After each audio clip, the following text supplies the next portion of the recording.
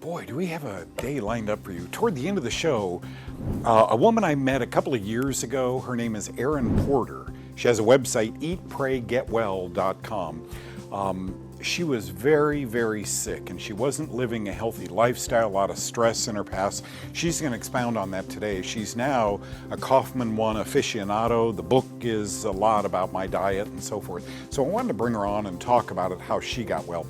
Also, Dr. Roby Mitchell, some graphic pictures about cancer and how plants can help people with cancer.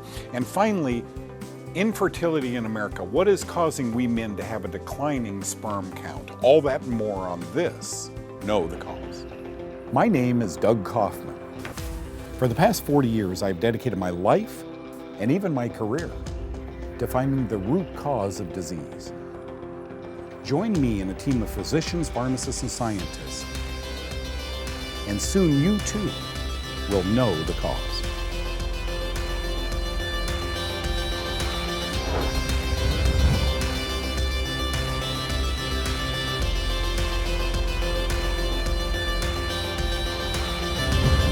Friends, when I was in Vietnam, I contracted malaria.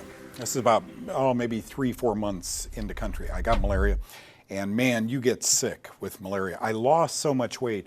Tom Glenn, a doctor friend of mine, told me when I turned sideways and stuck my tongue out, I looked like a zipper. I mean, I was probably all of 100 pounds, right?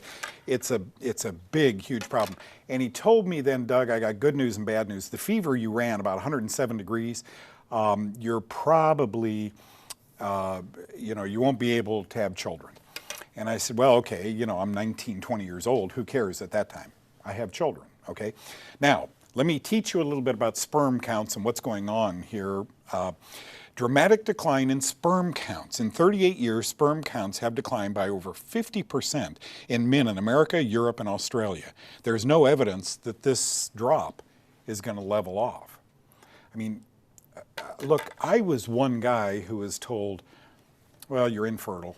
Your sperm count would have been burned up with 107 fever. So don't worry about it. Just meet the right girl, love her, and what a life you'll have. Shock. I have two of the most beautiful, wonderful, perfectly normal, healthy kids you can ever imagine. Why is this occurring? Why, guys, why is our sperm count dropping? The same paper said previous studies have linked a lower sperm count with pesticides, I agree, heat, well, there I was, diet, stress, I'm in Vietnam, smoking, which I didn't do, and body mass index. Again, when I stuck my tongue out and looked sideways, I looked like a zipper. So my body mass index probably was very, very low. But a new study says plastics might be to blame. An English study from the University of Nottingham reported in The Guardian. It states that men have become poor swimmers. I left this because I had to laugh. Have become poorer swimmers, slow, ungainly, or beset with genetic flaws. Plastics might be causing this. And I got to scratching my head. Yeah, okay, so there's BPA, there's some of these plastics that have been taken off the market. Here, I think I put a graphic together. Yeah, plastics, chemicals used to make plastics more pliable, as well as the older PCBs removed from the market in the 1970s, but they still affect us, might cause an increased risk of cancer, hormone disruption, liver damage, behavioral or cognitive deficits in children exposed to the plastic chemicals in utero. Can I ask you a question? Let's go back and look at that graphic again. Does this sound familiar to you? Cancer? Hormone disruption? Liver damage, behavioral or cognitive deficits in children exposed to plastics in utero. Folks, this sounds exactly like mycotoxins. I was in Vietnam, and what they told us, if we came home with any illness, right, that we had Agent Orange poisoning. Oh, so they sprayed from helicopters all over the tall jungle grass this pesticide that would kill the jungle grass. I understood that. But today, we kind of use it as our scapegoat. Everybody's got Agent Orange poisoning. But if you look at the symptoms of Agent Orange poisoning, cancer, autoimmune disease, etc., it's analogous to fungus, which I had growing on my skin, and so did you guys if you were in Vietnam, right? We had jungle rot. That's what caused the cancer and us to get sick and have health problems. Well, now the Achilles heel here is that this mimics, look at cancer, hormone disruption, liver damage, behavioral, cognitive deficits in children exposed in utero. I mean, my next graphic, I think, says it all, right? Do those symptoms sound familiar? I can't tell you how many of my friends from the war in the past 50 years have contacted me and asked me, how you doing? Bob, doing great. I just ran the White Rock Half Marathon. I feel great. I've discovered a diet that I can live with very well, and gee, that's interesting. So you must not have been sprayed with Agent Orange. There are many contributing factors to ill health from soldiers who came home from war, stress being one of them, heat, we're constantly wet in the Mekong Delta River. There's many, many things to consider. Now, when we get back from this short break, right, I want to teach you about what I think is causing men's sperm counts, well, it's published, to really rapidly deteriorate. And maybe there's something you can do about that. Just think about that. I'll be right back with you.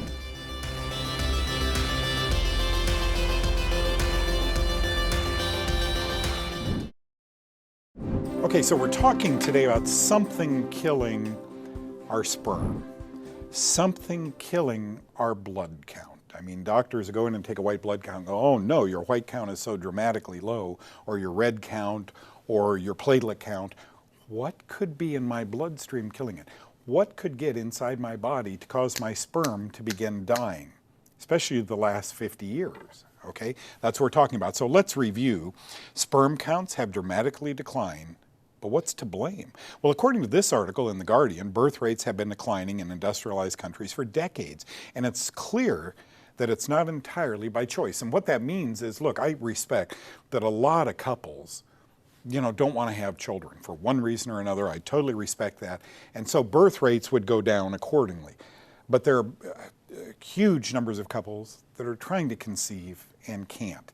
So often the woman is the one that ends up going through all the testing.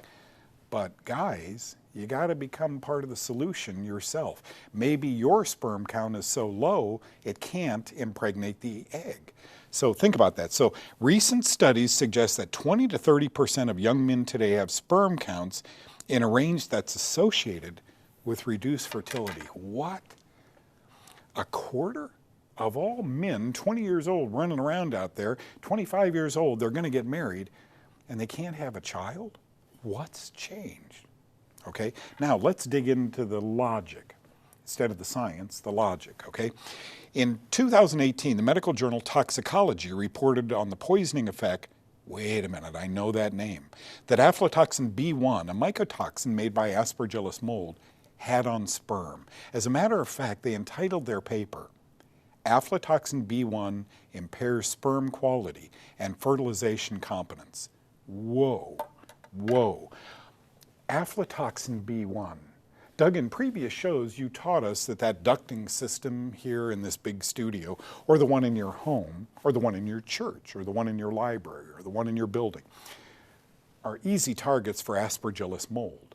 One of the poisons that Aspergillus mold, and there are two species that make aflatoxin, is this aflatoxin B1. There's aflatoxin G and so forth, B2.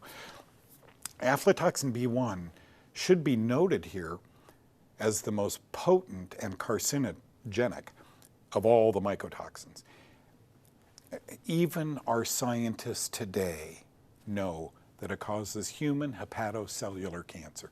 It causes human liver cancer. Now, other mycotoxins cause cancer in animals, but shh, they don't let that be known. It's only animals. You're not an animal.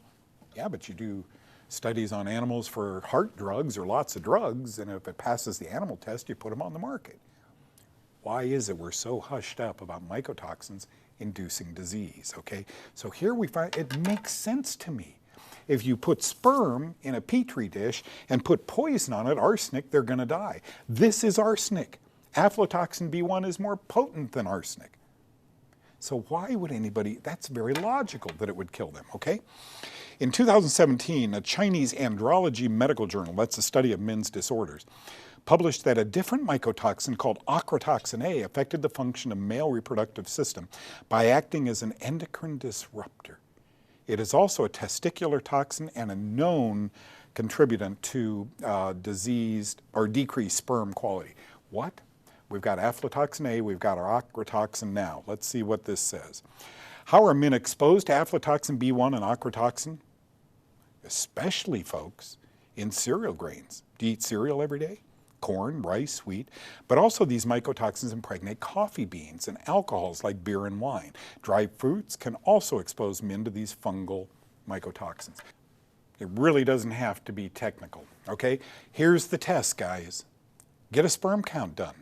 That's non-invasive. If it's low, follow my diet, the Kaufman 1 diet, for 30 days. By the by, this diet starves fungus from the testicles, from the brain, from the skin, from the gut, etc. And then in 30 days, 31 days, go back and get another sperm count done. How are you feeling? Much better than you normally feel. How are you conceiving now? Do you see where I'm going with this? That is logic in a scientific world.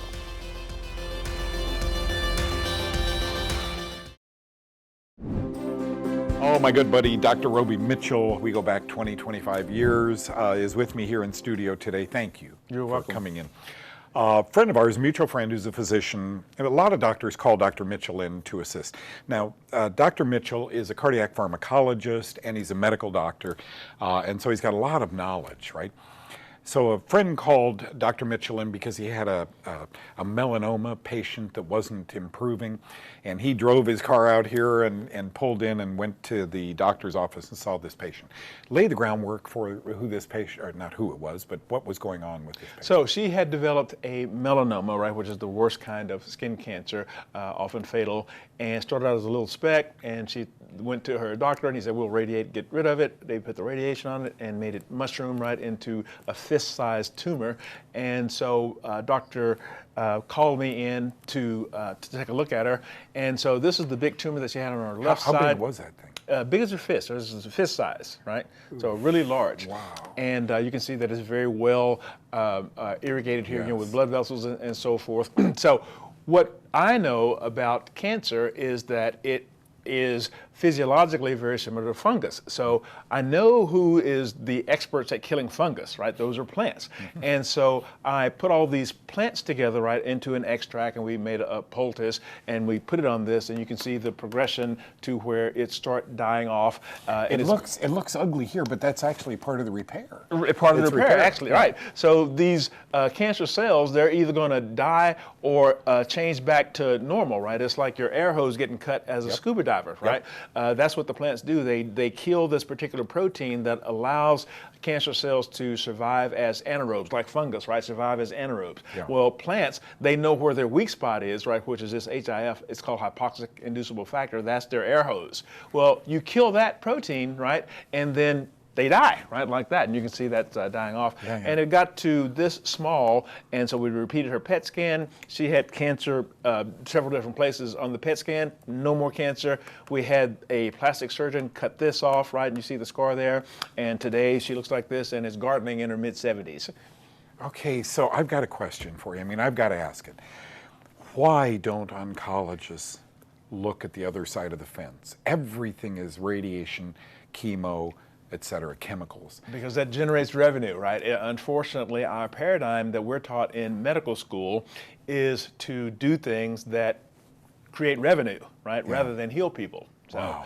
But the same thing with this. This is a squamous cell carcinoma, which is the second most dangerous type of cancer. And this is a farmer that's out there in the tractor, and he's not eating enough fruits and vegetables, and he's getting all that UV light from the sun.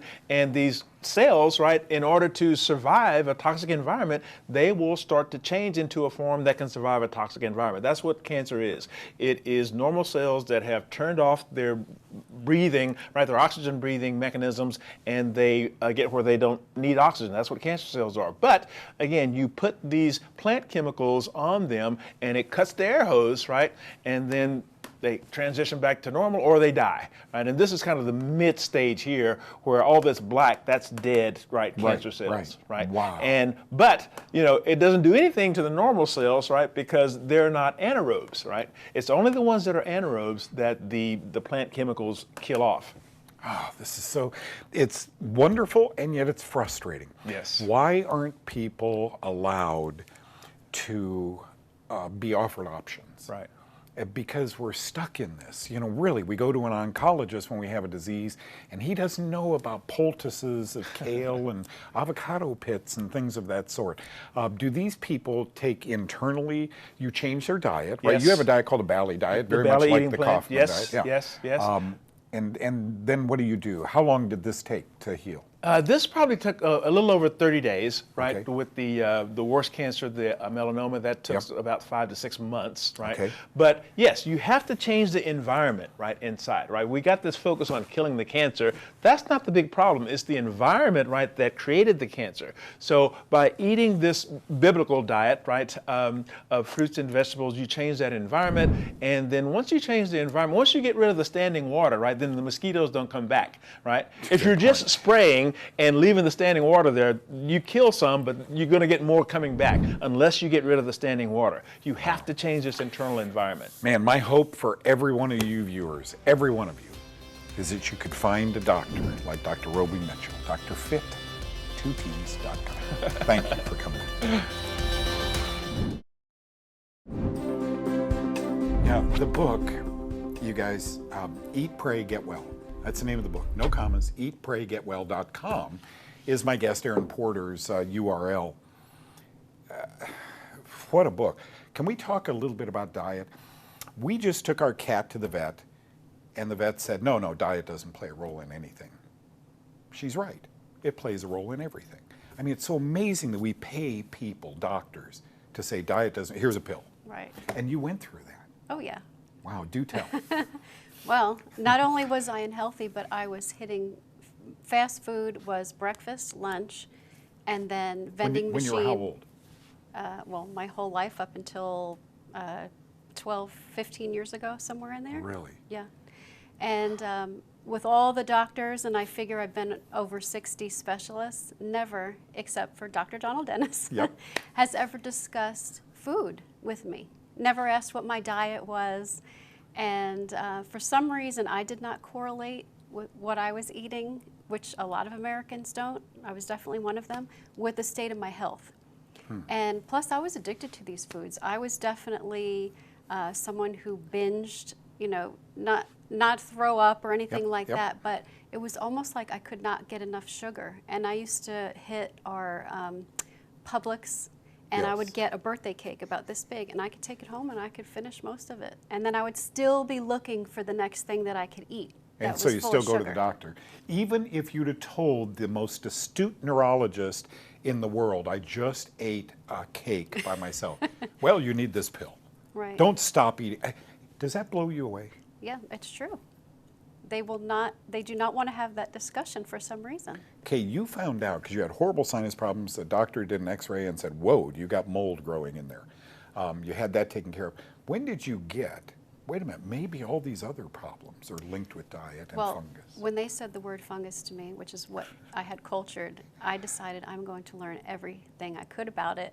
And, they like sugar, they like carbs. So I was kind of forced, even though it was a tough road and I was sick for most of my life, I am so happy it happened to me because I would be eating fast food, I would be eating nothing but sugar. And so I think it was a blessing in disguise. It got me on the road that I need to be. And and a lot of Americans, we eat that way and we don't think until we get sick.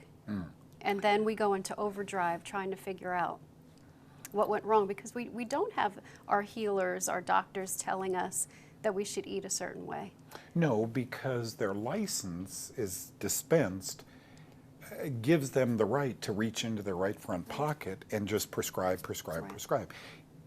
It's almost as though you can't know the cause of your patient's problems, but you can treat the symptoms around the cause.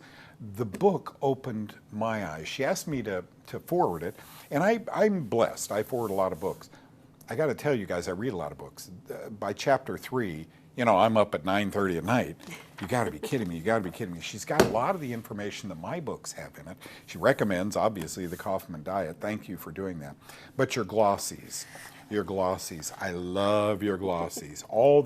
This salivated me. I sat there reading. And why was the book important? What do you hope to achieve by writing this book? Wanted to reach as many people as I could because I know how much it hurts, and it's hell to be in a place where you cannot figure out what's wrong with you or how to get better.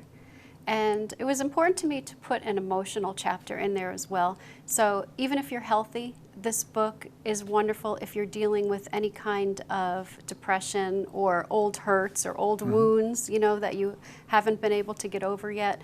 So it's a lot of inspiration in there and a lot of Kaufman-approved recipes in there.